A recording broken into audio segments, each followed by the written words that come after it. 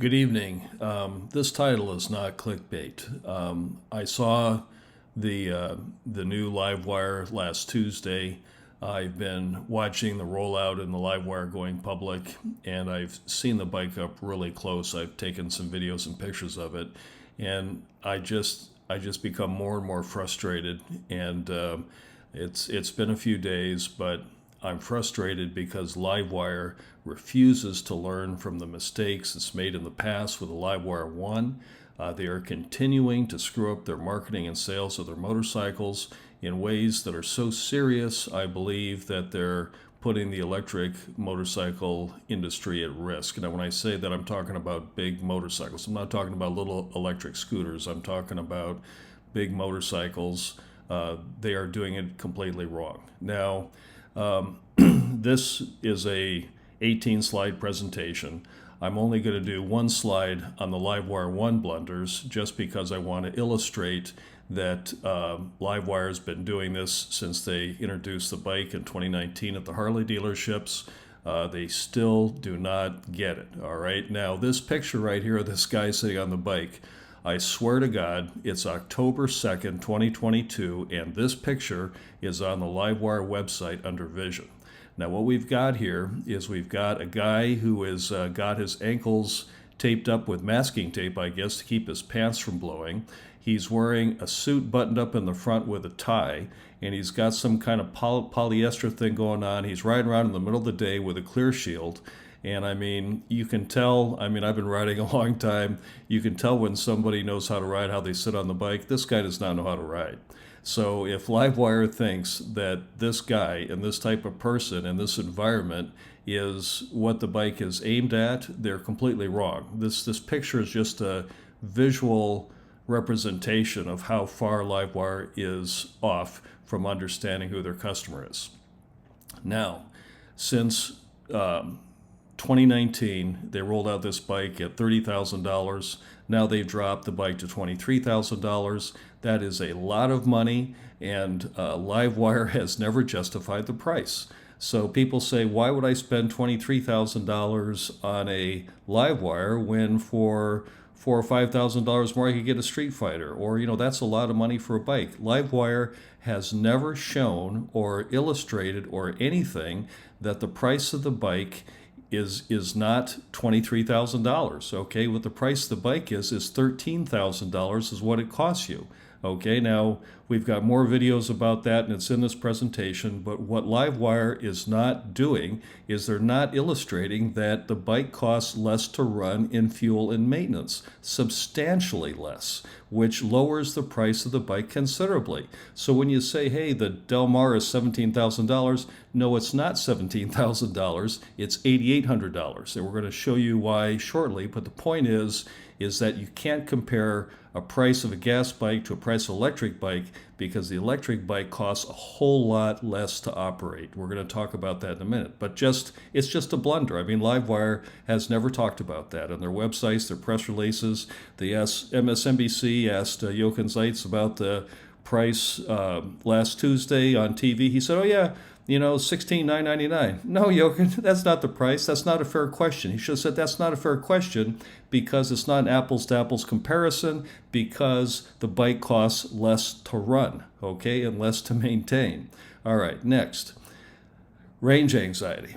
The bike goes 150 miles, the LiveWire 1 goes 150 miles in the city, 100 miles mixed, 70 miles at 70 miles an hour. That's what they're claiming. But the point is that LiveWire has never addressed people's fear that the range is not long enough. Now, what the real situation is with DC fast charging like this bike has got, you don't need to worry about range because you can charge it up really quick and just keep going. So we'll talk about that more later, but they've never addressed that. They've never shown on their website how to ride the bike. And then the third thing, which just really irks me, is in all these years, the LiveWire 1 has substantial features and benefits that LiveWire has never talked about. Let me give you two fast examples. Number one, the bike is 100 horsepower, 84 foot-pounds of torque, 560 pounds. It goes crazy fast. It goes much faster than it should for the amount of power that it's got. Bikes with much more power are slower, okay? The reason is that the mass of the drivetrain, the rotating inertia on the drivetrain on a LiveWire 1 is much less, so it doesn't need as much power to accelerate its insides, so it's faster. So what they need to do, they need to come up with a name for that. They need to call it light mass or low inertia or something to be able to talk about why the bike is so fast for the amount of power and torque that it has. One more thing. Everybody knows from the test ride that the bike handles goes around corners like crazy, just really quick, really fast handling. The reason the bike is like that is because it's got a longitudinally mounted engine below the axles. Okay, it's the only bike that can do that. You can't do that on a gas bike because the cylinders and everything are too high, and if you put them out, anyway, my point is they need to come up with a name for that, low drive or something like that, something to talk about the feature to be able to explain why this is such a great handling bike. So there are two features, very important features. The bike has got low mass drivetrain for fast acceleration. It's got the longitudinally mounted engine under the axles for quick turning. They never talk about features like that. Those are just two. But after all these years, they still don't know how to talk about this motorcycle on their website and how to market it and sell the features. They don't even name the features. These are like secret features that nobody knows about. Anyway, customer targeting is muddled. If they think that that guy in the picture is their customer, they got another thing coming. I've done videos on who the customer is. Believe me, this guy is not the customer, okay? Product distribution is antiquated. They started out 100% through Harley dealers. Then they pulled it back. They did an online thing out of their own stores. Now they're doing a mixture, et cetera, et cetera. They have a long way to go to getting their distribution straightened out so that people have a chance to buy and experience this motorcycle in the proper way. If you're out of state without a LiveWire dealer nearby, I guess they just ship it and drop it off and away you go. I'm not sure exactly, but it has a long way to go in terms of their distribution. Now, the last thing, and I don't know, this is October 2nd, 2022. If you go to a Harley-Davidson dealership and ask for an Evo Sportster 2023, they just look at you. And the reason they do, rumors going around the internet right now, and I think the rumors are probably true, that the Evo Sportster is dead, okay? That has been a incredible motorcycle for almost 70 years, and the bike is gone, all right? The reason the bike is gone is it can't pass emissions. They already lost it in Europe last year. Now we're going to lose it in the United States. That is the Evo Sportster. That's that. My oldest son learned to ride on that. That's the bike. Okay, so almost 70 years and it's gone. And what the secret is that every single bike in a Harley-Davidson dealership is going to be gone very shortly because they're not going to be legal. Okay, now in California, not only do we have a mandate to stop selling gas vehicles in 2035, but there's a bill coming out now, it's going through markup or whatever, where they're not going to allow you to register a gas vehicle after 2040. So we're talking 18 years, you might not even be able to get a license plate for it. And if you think it can't happen, I've got a semi-truck that I had to sell, a perfectly good semi-truck that I bought and ran in California, that they came out with new regulations, said the truck's not clean enough, and even though I bought it and it was a pre-existing truck, they wouldn't give me a license plate for it. I had to sell it and get a newer model to be able to ride in California. And it's happening in other states too. Believe me, they're not going to be afraid to take these gas bikes off the road from a regulatory standpoint. So anyway, I'm done talking about LiveWire 1 blunders. There's many of them. That's just a few. I think you get the picture. You can go to the website. You can verify that this stuff is true. They don't justify the price. They don't explain the range. They don't have all the features and benefits. They don't target their customer right. Distribution is muddled, and they're afraid to say that all the gas bikes are going away very soon. Of course, the reason is their parent company's Harley-Davidson, so I get it. But hey, let's talk about the fact that those bikes are not going to be available. All right, so we're done with the LiveWire 1. Let's talk about LiveWire Del Mar blunders. Now, everything is fresh in the press. It's been less than a week since they listed on the New York Stock Exchange and showed the new bike, and I guess almost finished form to the general public. These are the 3 blunders. 1, 2, and 3. And believe me, I could go 4, 5, 6, 7, 8, but for purpose of this video, we're just going to cover the top 3. Number 1, Blunder. Del Mar is a lower cost alternative to LiveWire 1. Okay, that's ridiculous. And we're going to show you why in a second, but that's ridiculous. Okay, Del Mar is for urban riding. That's not true. That's ridiculous. Okay, that's not true. We're going to show why.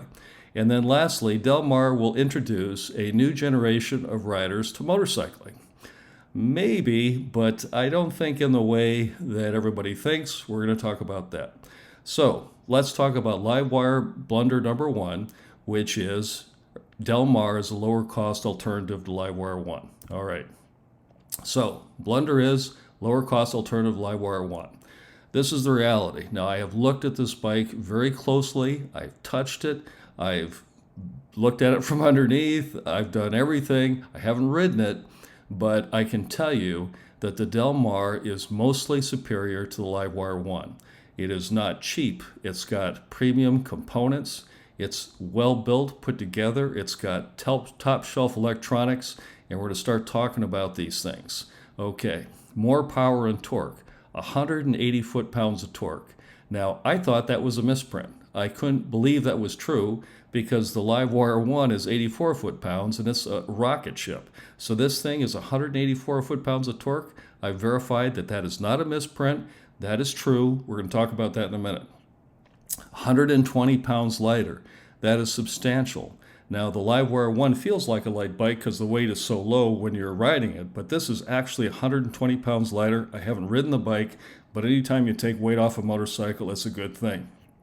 Now, I am not sure, I can't prove it, but I'm going to show you some information in a second that leads me to believe that the LiveWire Del Mar has a revolutionary engine, revolutionary motor, which is more efficient than anything anybody's ever seen on a motorcycle. We're going to talk about that in a minute, but I do have a little bit of information I plucked out the internet that maybe LiveWire didn't know was so easily accessible. I'm going to show you that in a second.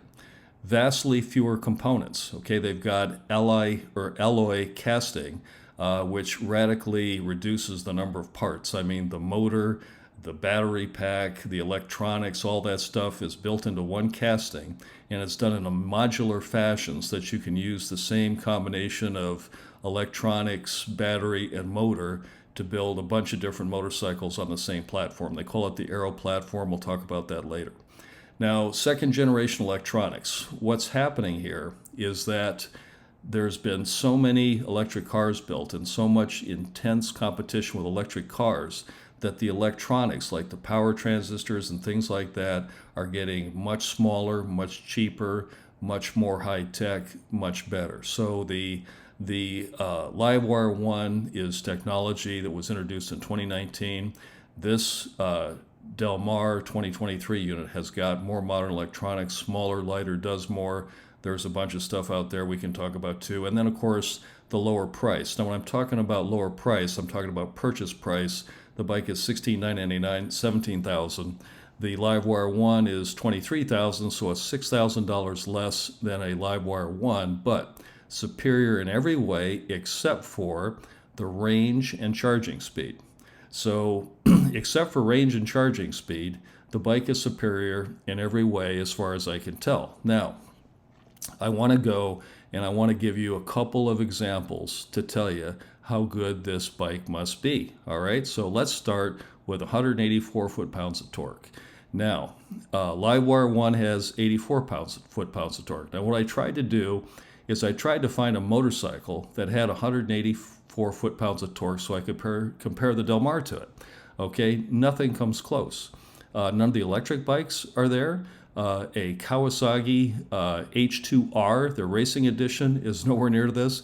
This is an incredible amount of torque. Okay, now torque is the force that spins the wheel. It's a rotating force. Okay, so I said, well, let's look and see what cars have it. So I went to Google and I typed in cars with 184 foot-pounds of torque exactly, and these three cars came up right away. The first one is a 2020 Lotus Elite, the supercharged version. Okay, that car has 184 foot-pounds of torque, on the wheels, okay?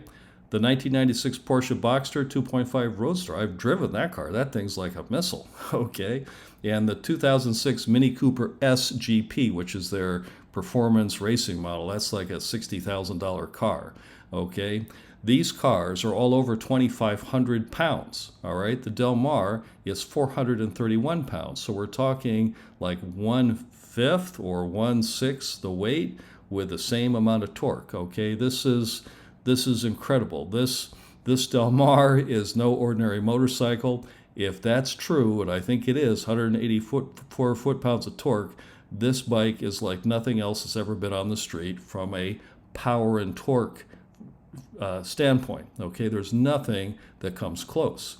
I thought that a LiveWire 1 had lots of torque the way it throws me back in the seat. This thing has more than 2 times the torque of a LiveWire 1 and weighs 120 pounds less. Wow. Okay, now, besides torque, this is something I found on the internet under Google Patents. If you Google Swingarm Concentric Motor Drive, you get this.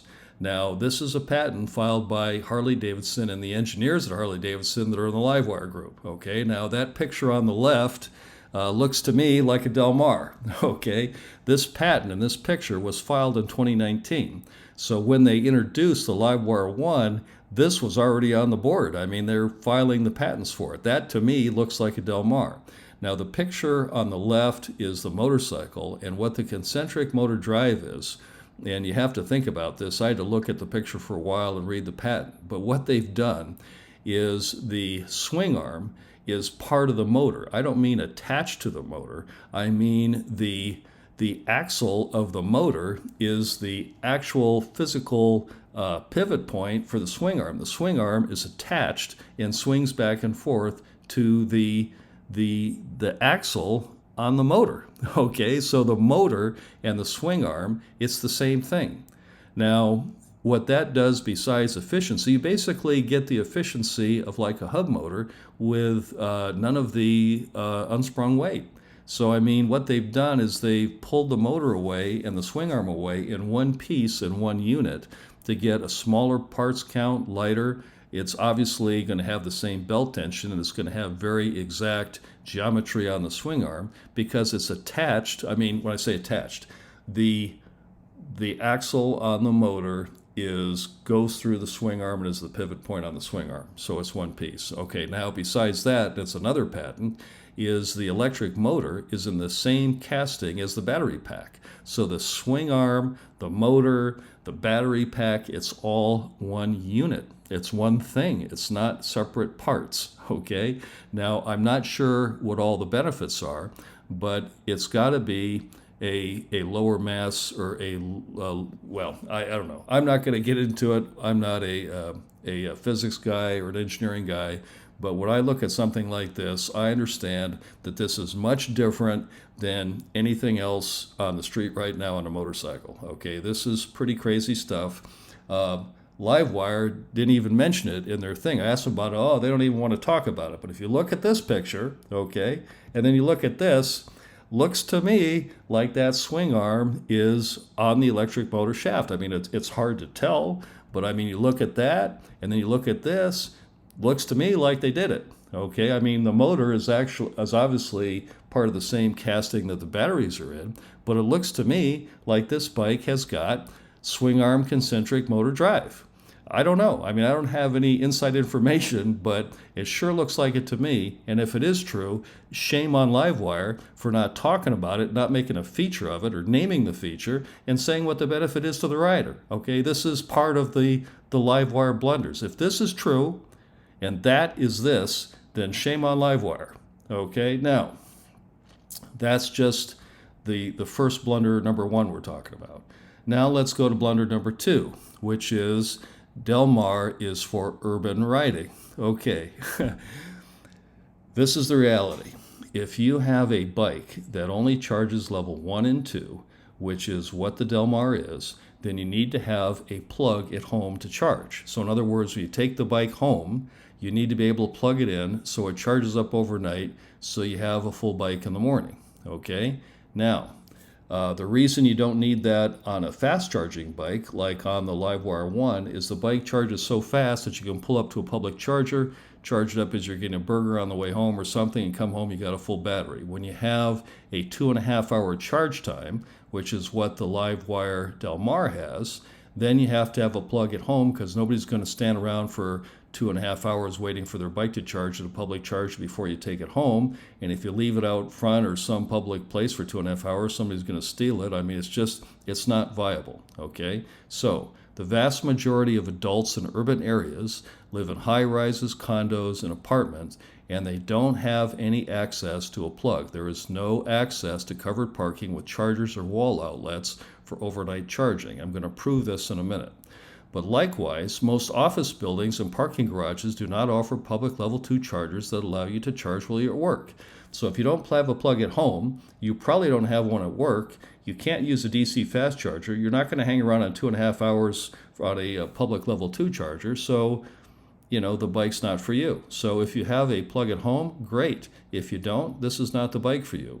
Now, I want to mention one more thing about the urban riding. I've talked a lot in my previous videos about my son Preston, college student at Berkeley. He's got a LiveWire. He moved out of the dorm. Now he's got an apartment on campus.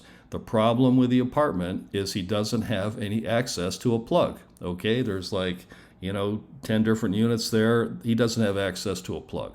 But it's no problem because a mile away, there's a Whole Foods that has level 3 charging, so he stops there, grabs a sandwich, something to eat, maybe does a little bit of shopping, 30 minutes on the charger, he runs, takes it back home, parks it in the driveway, no problem, bike's charged. Okay, he doesn't need to have a charger because the bike, or a plug, because the bike charges so fast on the DC fast charging. So that's just part of the lifestyle.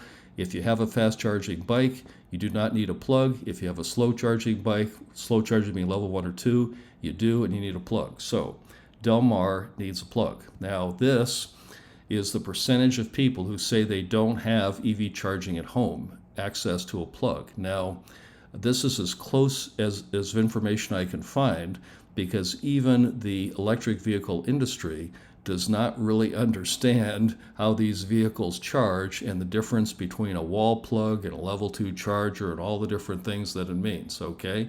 But this shows that of all vehicle owners, out of 2,200 adults that were surveyed, 1,941 who had vehicles, 78% of them do not have access to EV charging at home, okay? Now they break it down by area. They don't have urban and rural, but this is as an overall group, okay, 78% of people don't have charging, okay, or don't have access to it at home. Now at the bottom, it's kind of interesting because it's also income related.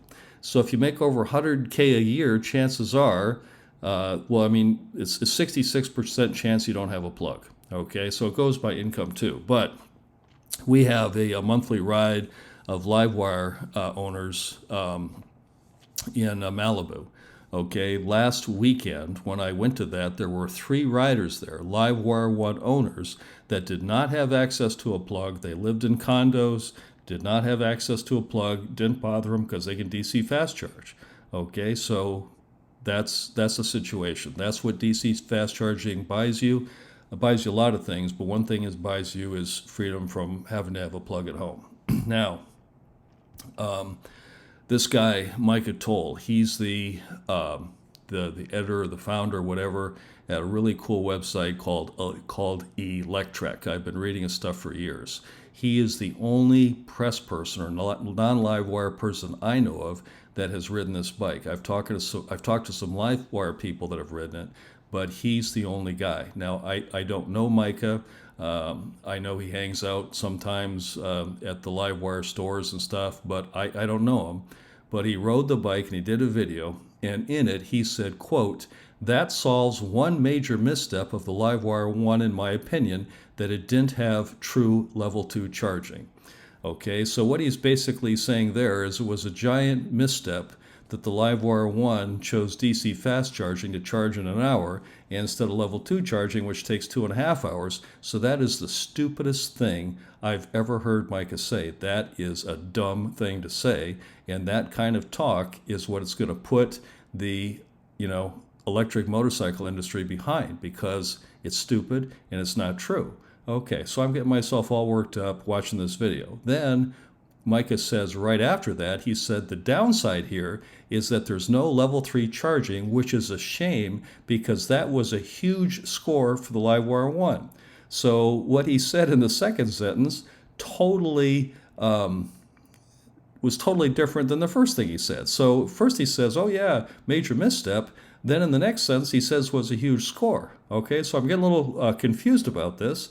And then he follows it up by saying, I was riding a LiveWire 1 last week in LA, and it was awesome to be able to recharge the battery to nearly full in half an hour or so, especially in such a big city with lots of fast freeways. So I realized what happened is he said that first sentence about the major misstep of not having true level. He realized that that was a lie. He probably had to say that lie to get a ride on the motorcycle. Okay, but it's clear from the two things he said after that he absolutely knows that level 3 charging is, in his words, a huge score, and that it was awesome to be able to do it and charge in 30 minutes. Okay, so at first I thought, hey man, Micah's lost his mind.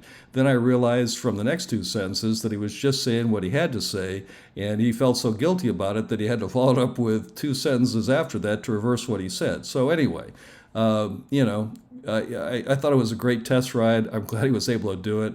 I'm sorry that he had to say that first sentence. He probably did too, but I mean, he had to say something so the LiveWire guys would let him ride the bike. So, that's what he said. But the reality is that LiveWire 1 is a huge score that has level 3 charging, and you don't have to worry about it. You can charge in half an hour riding around the city, no problem. So much for talking about LiveWire being an urban bike. Okay?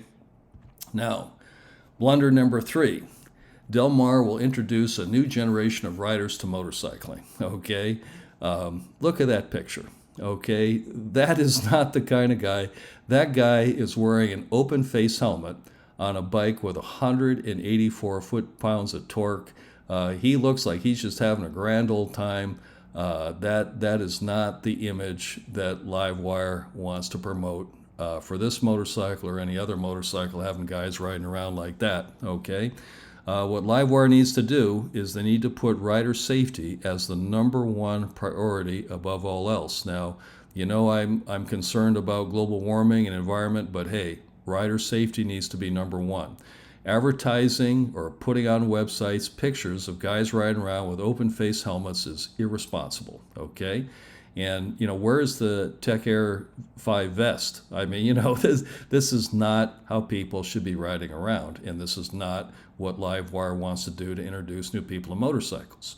Now, the interesting thing about the Del Mar is that it has very advanced electronics, and it has the potential to be the safest bike ever. To give you an example, they haven't advertised it, but I put my hands under the tank. I felt the steel braided lines. I looked around at the wires and the way they go under the bike. I'm convinced that this bike has a 6-axis IMU, okay, which makes it incredibly safe because that means it probably has a Bosch motorcycle stability control, okay, which means that it's going to be in a lot fewer accidents, okay? I've done other videos about it, but this has the potential to be a very safe bike. Now, what LiveWire needs to do is they need to seize a once-in-a-century opportunity and make motorcycles safe by introducing new riders to technologies and proper procedures for riding. Okay, now the reason that everybody doesn't have a gas motorcycle right now, the reason everybody doesn't, the elephant in the room, motorcycles aren't safe, right? People die on motorcycles all the time. That's the problem. If motorcycles were safe, everybody would have one, but they're not, so not everybody has one. If LiveWire does the right thing and really emphasizes safety, I believe that they can introduce new riders to motorcycling in a new and safe way, which will be much better than anything else. I'm going to talk about that in a minute. But My question is, does Del Mar automatically check the brake light to see if it's burned out or not working? Almost every day, we have a lot of motorcycles in LA, but almost every day I see a bike with a burned out brake light. So the guy's going to stop and the cars behind him aren't going to know. See that all the time. So if not, why not? Why not? How about tire pressure or tire pressure monitors? Does the Del Mar have that? I don't know. I hope so. But those kinds of things are what can make the bike safe. I want to say a little thing about safety. I don't want to get too far in the weeds, but I want to demonstrate or want to show what's already happened and what is demonstrable right now. United States, over 8 million motorcycles registered today. Over 5,000 motorcycle deaths per year in the United States. You do the math, 60 deaths per 100,000 motorcycles registered. Okay, so that's the number, 60 deaths for every 100,000. In Japan, they have more motorcycles, 10.3 million motorcycles registered on the street. And I can tell you, they're riding their motorcycles a lot more than we're riding ours. Okay, 131 deaths per year, trending down. A few years ago, it was 200. Now it's 131. One death per 100,000 motorcycles. Okay, that is what's possible. There's no reason that we can't do that too, that we can't make motorcycling 60 times safer than it is now. And that is totally possible, and it's already been done. And we need to look at why that number is low and what Del Mar can do to make that number happen in the United States. Okay, the reason there are so few motorcycle deaths in Japan is they have a very hard test to pass for your driver's license. It's so difficult that most people take a driver's course before they even take the test. You have to take the test, but you need a driver's course just to pass it.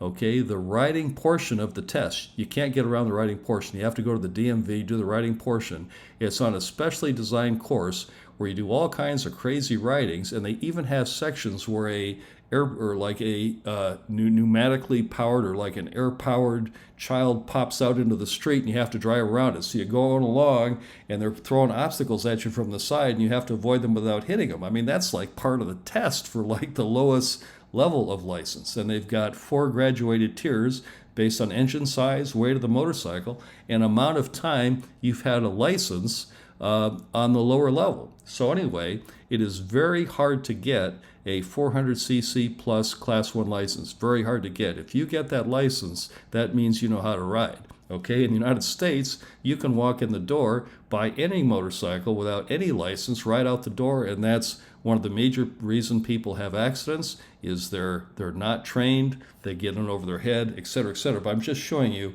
that's why motorcycle deaths are low in Japan, is because they're very strict about what they do with their licensing program and who they let ride. Okay? Now, LiveWire needs to take the lead in motorcycle safety. Now, give you an example. Don't sell bikes to customers without a motorcycle license. I am positive that LiveWire in Canoga Park has sold LiveWires to people without licenses, okay? Because I see them riding around at the LiveWire 1 owners' rides, and some of these guys do not have a license, okay? Don't want to name any names, but believe me, lots of guys riding LiveWires do not have motorcycle licenses, okay? Next thing, the customer needs to demonstrate proficiency before they take the bike home. Now, LiveWire at this point, I think that if you don't have LiveWire nearby, they ship one to you. Okay, great, there it is. Guy rolls it out in the driveway. Hey, there you go. All right, that's not a good idea. What they need to do is they need to unlock power gradually as the customer demonstrates proper cornering and leaning and braking and acceleration. Now, what's happening here, the LiveWire, if it does have the IMU, which I believe that it does, the 6-axis IMU, that means that LiveWire has all the information about if you're leaning properly on the motorcycle, are you leaning the bike more than your body? I mean, they know all of this stuff. They are tracking it. What they need to do is either themselves or they need to publish an API so third parties can do it, but they need to be able to hook into the computer on the LiveWire, figure out how the guy is riding and score it, and figure out if he deserves to have more power. Now, to give you a feeling for it, if you pull into a parking lot and you drop the bike, okay, the bike falls over, the IMU knows the bike falls over, maybe you don't want to give that guy a lot of power. Okay, I'm just giving that as an example. So they could do a phone app that integrates with a motorcycle to give riding classes, riding exercise, and actually ride the bike and tell you how you're doing. There's even phone apps now you can learn to play the piano. You put the phone down, it shows you the keys, listens to you play, and tells you what you're doing right and wrong. Okay, there's no reason we can't do that on motorcycles. The LiveWire is like way technically advanced in terms of the computer systems on the bike. It'd be great to be able to do that. Not to beat a dead horse, but Tesla, they have the full self-driving. Before you can get the beta, you have to drive around the car for a while. It has to watch who you are. It knows who you are. When you get in with the car, it knows who you are. It rates your driving, and if you're not a good enough driver, it doesn't give you the full self-driving software. So anyway, a similar thing could be done with LiveWire. So enough about safety. We have to look at which LiveWire is right for you. Now, this is the page you can use to figure out which LiveWire to buy. All right. Now, LiveWire should have a flow chart on their website right now that goes through this process. If they don't do it, in a few weeks, I might do my own flow chart and show you. But this is the basic principles.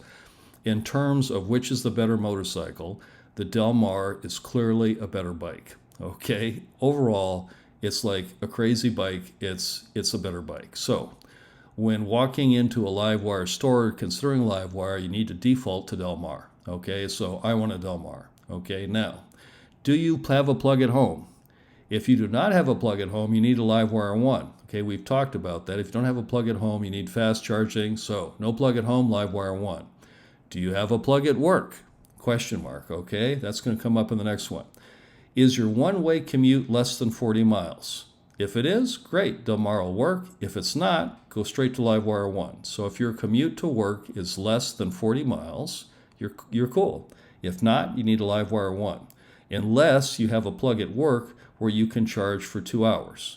Okay? So if you have a plug at home and a plug at work and your commute is less than 60 miles one way, you're good.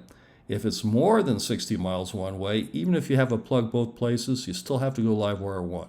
Now, the reason for that is that LiveWire is advertising 100 miles city.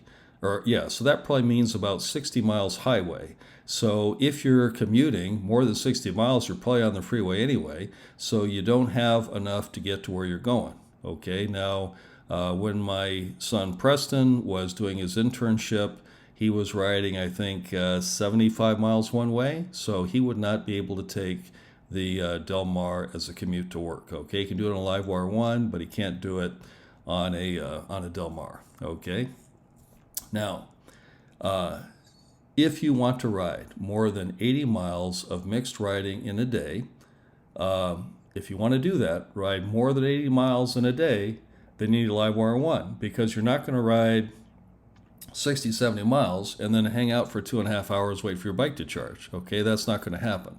Now, if you can go through that process and you get the right answers, then you can stick with a Del Mar, which is the right bike. If you can't, you need to go to LiveWire 1 because of the DC fast charging. So that's how you decide what bike you want. These choices are choices that LiveWire product marketing made. Okay, they did not put DC fast charging on the Del Mar, which is cool. If you want DC fast charging, they have a bike for you. They have the LiveWire 1. So that's how that goes down. Now, in terms of what these bikes cost to buy, okay, what's it going to cost for the monthly payments on the bike?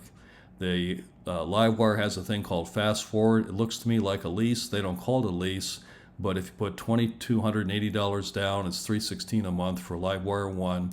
I think you're allowed 6,000 or 7,000 miles a year, and then they buy the bike back at the end of 48 months for 10 grand. Okay, so it's basically a little less than half what you paid. If you want to buy out the lease or buy the bike back at the end, that's fine, or you can just hand them the fob and they can take it. So $316 a month for the Fast Forward.